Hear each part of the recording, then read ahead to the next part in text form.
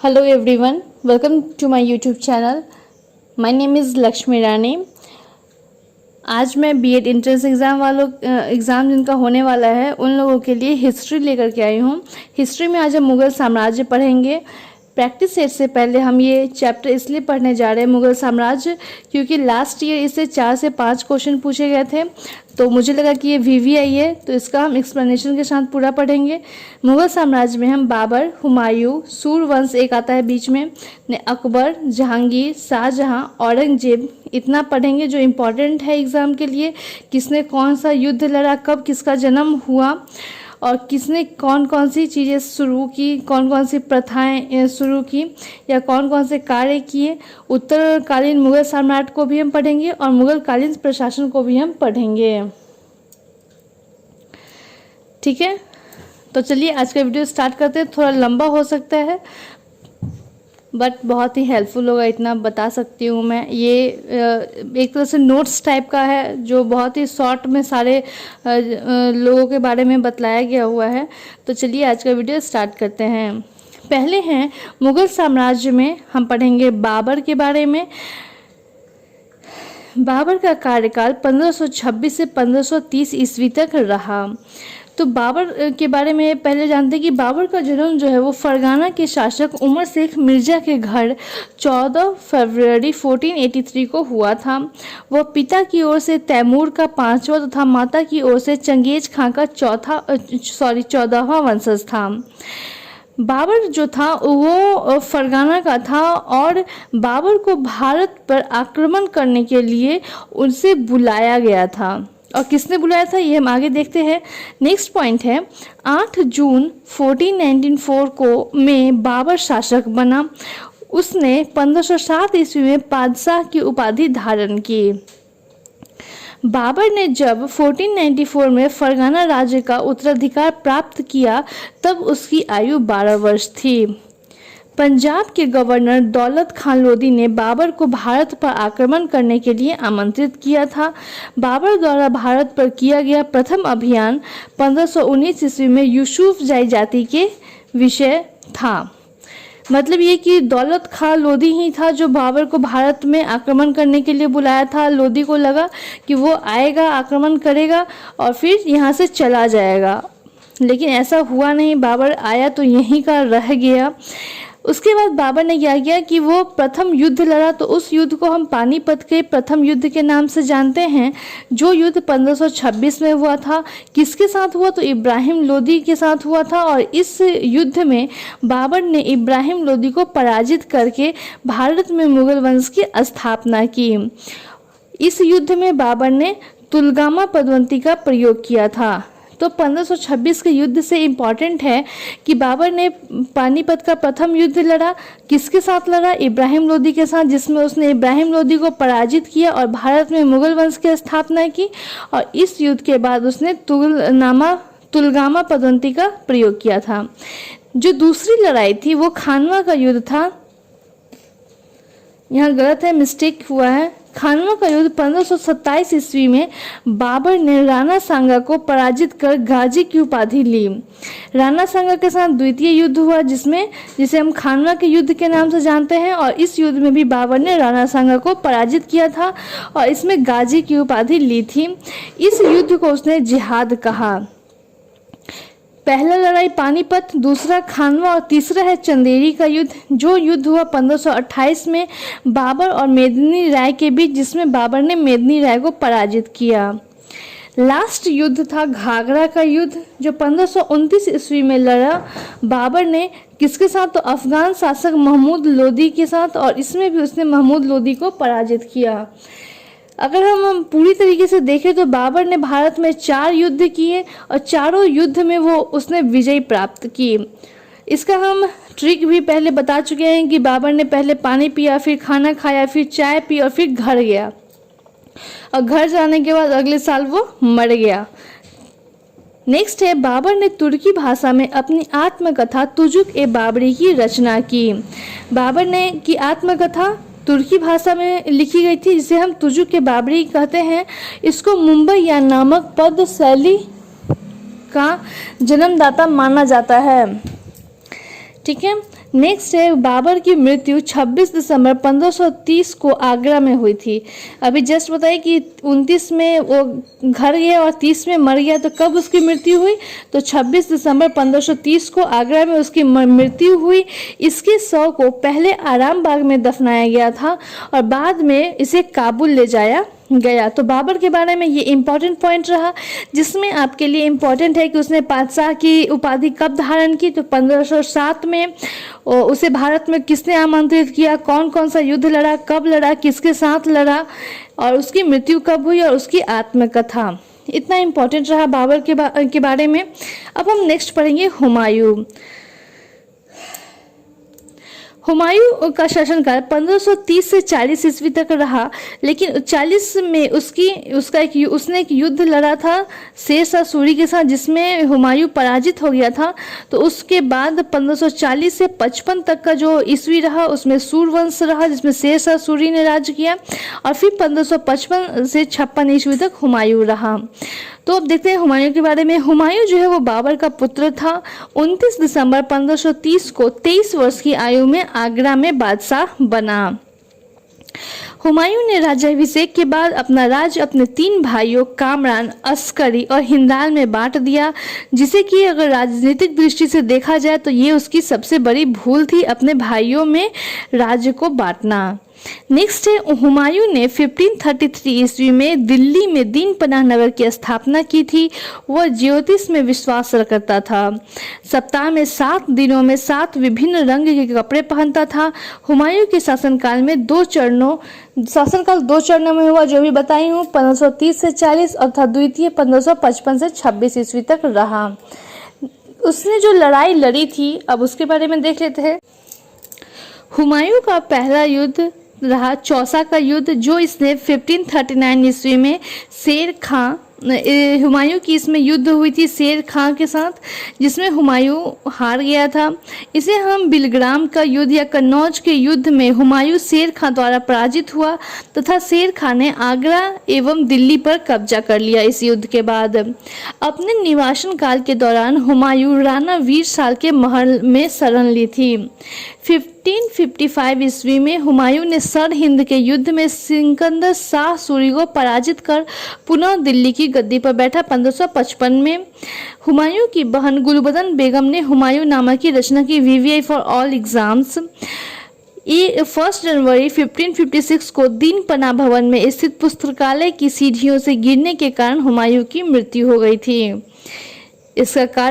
इसका मकबरा दिल्ली में स्थित है, जिसका निर्माण हाजी बेगम ने करवाया था और वास्तुकार थे मीरक मिर्जा गियास।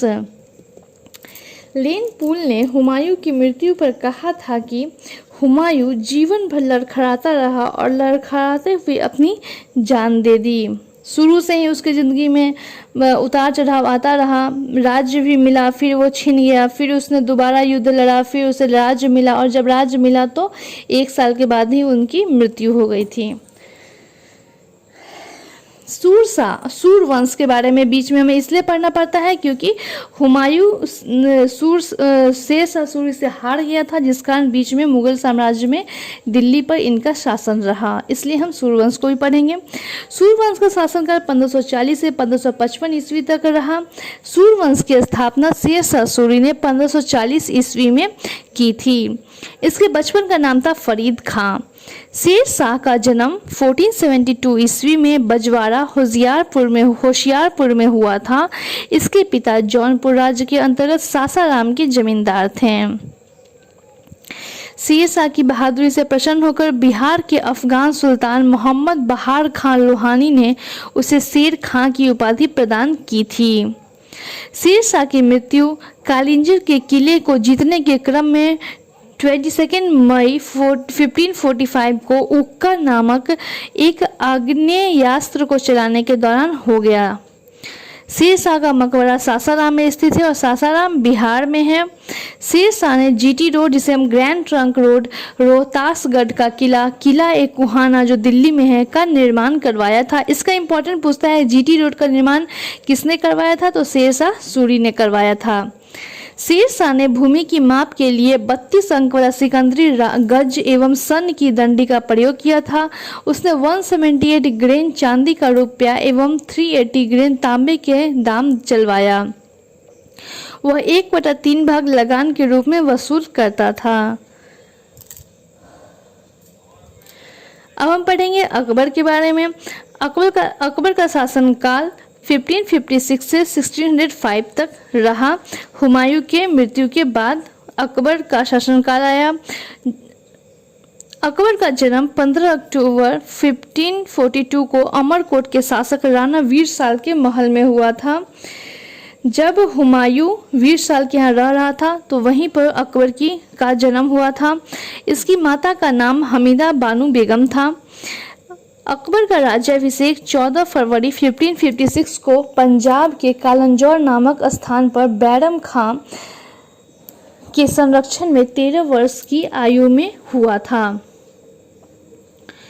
बैरम खां की सहायता से अकबर ने पानीपत के द्वितीय युद्ध 1556 ईस्वी में हेमू विक्रमादित्य को पराजित किया। बैरम खां की हत्या मुबारक खां व्यक्ति ने कर दी थी। तो पहला युद्ध अकबर का देखें तो पानीपत का द्वितीय युद्ध है जो 1556 में हुआ था अकबर और हेमू विक्रमादित्य के बीच, जिसमें हेमू विक्रमादित्य को पराजित किया था अकबर ने। इसमें सहायता किसने की थी? तो बैरम खां ने। नेक्स्ट है अकबर ने अपने पहले स्वतंत्र सैन्य अभियान में मालवा के शासक बाज बहादुर को पराजित किया था। नेक्स्ट है 18 जून 1576 में हल्दी घाटी का युद्ध अकबर और मेवाड़ के शासक महाराणा प्रताप के बीच हुआ था। इसमें अकबर विजयी हुआ। VVI question for our exam, Haldi Ghati का युद्ध कब हुआ? तो 1556 में हुआ था। किसके बीच? तो अकबर और मेवाड़ के शासक महाराणा प्रताप के बीच हुआ, जिसमें अकबर जीत गया था। गुजरात विजय के दौरान अकबर सर्वप्रथम पुर्तगालियों से मिला और यहीं उसने सर्वप्रथम समुद्र को देखा। अकबर 1560 ईस्वी से 1562 ईस्वी तक महामंगा के प्रभाव में रहा। इस समय के शासन को पर्दा शासन कहा जाता है। 1571 ईस्वी में अकबर ने आगरा से 36 किलोमीटर दूर फतेहपुर सीकरी नामक नगर की स्थापना की तथा गुजरात विजय के उपलक्ष्य में बुलंद दरवाजा उत्तर प्रदेश का निर्माण करवाया। 1582 में अकबर ने सभी धर्मों के उत्तर सिद्धांतों को लेकर तौहीद ए इलाही या दीन ए इलाही नामक एक नए धर्म की स्थापना की। दीन ए इलाही अकबर ने शुरुआत की थी। अकबर के दरबार में 9 रत्न के नाम से प्रसिद्ध हैं। 9 व्यक्तियों में कौन कौन है? तो मान सिंह, फैजी, टोडरमल, अब्दुल रहीम खान खाना, अबुल फजल, बीरबल तानसेन, हकील मुक्काम, मुल्ला दो प्याजा शामिल थे। दीन ए इलाही स्वीकार करने वाला प्रथम हिंदू बीरबल था। अकबर के महत्वपूर्ण कार्यों में दास प्रथा का अंत 1562 ईस्वी में, तीर्थ यात्रा कर समाप्त 1563 में, जजिया कर समाप्त 1564 में, इबादत खाने की स्थापना 1575 में, मजहर की घोषणा 1579 ईस्वी में, इलाही सनवत की शुरुआत 1583 में आदि प्रमुख रूप से शामिल है, जिसका ये कार्य है जो अकबर ने की हैं। अकबर अपना धार्मिक विचार विमर्श इबादत खाना में करता था। विंसेंट स्मिथ ने अकबर के दीन ए इलाही में उनकी मूर्खता का न कि बुद्धिमत्ता का स्मारक कहा है। विंसेंट अकबर की मृत्यु 16 अक्टूबर 1605 में हुई। इसे आगरा के निकट सिकंदरा में दफनाया गया। एक बात है कि अकबर का जन्म 15 अक्टूबर को हुआ और उसकी मृत्यु 16 अक्टूबर को हुई, जन्मदिन के एक दिन बाद। चलिए नेक्स्ट है जहांगीर। जहांगीर का शासनकाल 1605 से 1627 ईस्वी तक रहा। अकबर का उत्तराधिकारी जहांगीर हुआ। उसके बचपन का नाम सलीम था, जो 3 नवंबर 1605 को नरुद्दीन मोहम्मद जहांगीर बादशाही गाजी की उपाधि धारण कर बादशाह बना। जहांगीर को न्याय की जंजीर के लिए याद किया जाता है। यह जंजीर सोने की बनी थी। फरियादी इस जंजीर को खींचकर न्याय की गुहार लगाते थे। मलिक अंबर अहमदनगर का वजीर के विरुद्ध सफलता से खुश होकर जहांगीर ने खुर्रम को शाहजहां की उपाधि प्रदान की थी।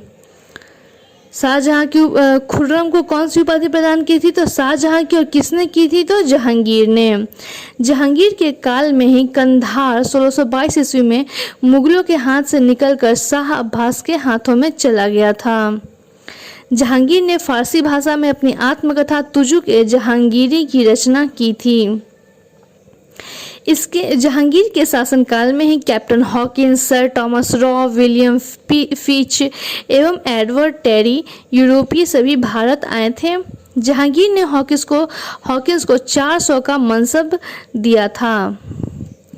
1627 में जहांगीर की मृत्यु हो गई। इसके मकबरे का निर्माण नूरजहां ने लाहौर के निकट शाहदरा में करवाया था। शाहजहां 1627 से 1658 ईस्वी तक इसका शासनकाल रहा। शाहजहां का जन्म 5 जनवरी 1592 को जोधपुर के शासक उदय सिंह की पुत्री जगत गोसाई के गर्भ से हुआ था। इसके बचपन का नाम खुर्रम था। इसका विवाह नूरजहां के भाई आशफ खां की पुत्र अर्जुमंद बानो बेगम से हुआ, जो मुमताज महल के नाम से प्रसिद्ध हुई। शाहजहां ने मुमताज को मलिका-ए-जमानी की उपाधि प्रदान की तथा उसकी याद में आगरा में ताजमहल का निर्माण करवाया। ताजमहल का मुख्य वास्तुकार उस्ताद अहमद लाहौरी था, ये याद रखिएगा। शाहजहां ने 1638 ईस्वी में अपनी राजधानी को आगरा से दिल्ली लाने के लिए यमुना नदी के दाहिनी तट पर शाहजहानाबाद को नींव रखी थी। मयूर सिंहासन का निर्माण शाहजहां ने करवाया था। इसका मुख्य कलाकार बादल खां था। शाहजहां के पुत्र दारा सिकोह ने शर-ए-अकबर के नाम से उपनिषदों का फारसी में अनुवाद करवाया था। शाहजहां के पुत्रों के बीच उत्तराधिकार का युद्ध 1657 में शुरू हुआ। इस युद्ध में औरंगजेब की जीत हुई। औरंगजेब ने 18 जून 1658 में अपने पिता शाहजहां को बंदी बनाकर आगरे के किले में कैद किया। 1666 में ईस्वी में शाहजहां की मृत्यु 8 वर्ष कैद में रहने के बाद हो गई। औरंगजेब का कार्यकाल 1658 से 1707 तक। औरंगजेब का जन्म 3 नवंबर 1618 को उज्जैन के दोहात नामक स्थान पर हुआ। बादशाह बनने से पहले वो दक्कन का गवर्नर था। औरंगजेब वर्ष 1658 में आलमगीर के नाम से सिंहासन पर बैठा। उसने 2 बार अपना राज्याभिषेक करवाया था। औरंगजेब को ही हम जिंदा पीर भी कहते हैं। औरंगजेब ने झरोखा दर्शन और नौरोज मनाने पर रोक लगा दी थी। औरंगजेब ने 1679 ईस्वी में जजिया कर पुनः लागू करवाया और तंबाकू के प्रयोग का निषेध किया। जजिया कर को समाप्त किया था अकबर ने 1564 में और फिर 1679 में औरंगजेब ने जजिया कर को पुनः लागू कर दिया। औरंगजेब ने दिल्ली में सिखों के 9वें गुरु तेग बहादुर की हत्या करवा दी थी। जय सिंह औरंगजेब का सेनापति एवं शिवाजी के बीच 22 जून 1665 को पुरंदर की संधि हुई थी। औरंगजेब ने 1679 ईस्वी को बीवी का मकबरा का निर्माण औरंगाबाद महाराष्ट्र में करवाया। 1686 में बीजापुर एवं 1697 में गोलकोंडा को औरंगजेब ने मुगल साम्राज्य में मिला लिया। इसके समय सूबों की संख्या 20 थी। औरंगजेब के समय में जाट विद्रोह, गोकुल एवं राजराम के नेतृत्व में 1669 ईस्वी, सतनामी विद्रोह 1672 ईस्वी, सिख विद्रोह 1675 ईस्वी एवं राजपूत विद्रोह 1678 ईस्वी में हुए। औरंगजेब की मृत्यु 1707 ईस्वी में हुई। इसे दौलताबाद में स्थित फकीर बुरहानुद्दीन की कब्र के अहाते में दफनाया गया। मुगल साम्राज्य यहाँ खत्म होता है। अब हम पढ़ेंगे उत्तरकालीन मुगल सम्राट। इसमें हम पढ़ने जा रहे हैं बहादुर शाह प्रथम, जहांदार शाह, फर्रुख सियार, मोहम्मद शाह, अहमद शाह, आलमगीर द्वितीय, शाह आलम द्वितीय और अकबर द्वितीय और लास्ट है बहादुर शाह द्वितीय। मुगल साम्राज्य का अंतिम शासक हम बहादुर शाह जफर को ही कहते हैं। चलिए स्टार्ट करते हैं। तो बहादुर शाह प्रथम का कार्यकाल 1707 से 12 तक रहा। इसे हम साहिब बेखबर भी कहा करते हैं। यह गुरु गोविंद का समकालीन था। जहांदार शाह 1712 से 1713 ईस्वी तक, इसे हम लंपट मूर्ख भी कहा जाता है। इसने सवाई राजा मान सिंह को मिर्जा की उपाधि दी थी। फर्रुख सियार 1713 से 1719 ईस्वी, इसे हम घृणित कायर भी कहा जाता है। इसने जजिया तथा तीर्थ यात्रा का समाप्त कर दिया था। फिर से समाप्त किया फर्रुख सियार ने। मोहम्मद शाह 1717 से 1748 ईस्वी, मोहम्मद शाह को हम रंगीला बादशाह के नाम से भी जानते हैं। इसके काल में नादिर शाह 1739 ईस्वी पर भारत पर आक्रमण किया। अहमद शाह 1748 से 1754 ईस्वी, इसके शासनकाल में अहमद शाह अब्दाली 1748 ईस्वी ने भारत पर आक्रमण किया। इसने विला ए आलम की उपाधि धारण की थी। आलमगीर द्वितीय 1754 से 1759 ईस्वी, यह अपने वजीर इमादुल मुस्क का कठपुतली शासक था। शाह आलम द्वितीय 1759 से 1806 ईस्वी, इसके शासनकाल में बक्सर का युद्ध 1764 ईस्वी में और तथा इलाहाबाद की संधि 1765 ईस्वी में हुआ था। अकबर द्वितीय 1806 से 1837 ईस्वी, यह अंग्रेजों के संरक्षण में बनने वाला प्रथम मुगल बादशाह था। बहादुर शाह जफर 1837 से 1858 ईस्वी, 1857 का सिपाही विद्रोह इसी के शासनकाल में हुआ था। जो इम्पोर्टेंट पॉइंट है बस वही पॉइंट दिया गया है इन लोगों के बारे में। अब हम पढ़ेंगे मुगल कालीन प्रशासन, जो लास्ट टॉपिक है आज का। मुगल प्रशासन एक केंद्रीकृत प्रशासन था जिसके शीर्ष पर बादशाह होता था। औरंगजेब के समय सूबों की संख्या 20 थी। सूबे के प्रमुख को निजाम या सिपहसालार कहा जाता था। सेना के प्रधान को मीर बख्शी कहा जाता था। मीर बख्शी द्वारा सरखत नाम के पत्र पर हस्ताक्षर के बाद ही सेना को हर महीने वेतन मिल जाता था। अकबर ने मनसबदारी प्रथा का आरंभ किया, जो मंगोलों की सैन्य प्रणाली से लिया गया था। एंड आज का लास्ट पॉइंट है 1570 से 71 ईस्वी में टोडरमल ने खालसा भूमि पर भू राजस्व की नवीन प्रणाली जब्ती प्रारंभ की। इसके अंतर्गत तखसीस और तहसील पर कर निर्धारण को 2 श्रेणियां थी।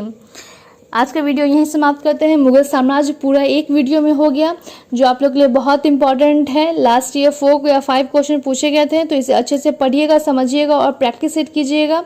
So keep supporting and keep watching my channel. Thank you so much. Good night.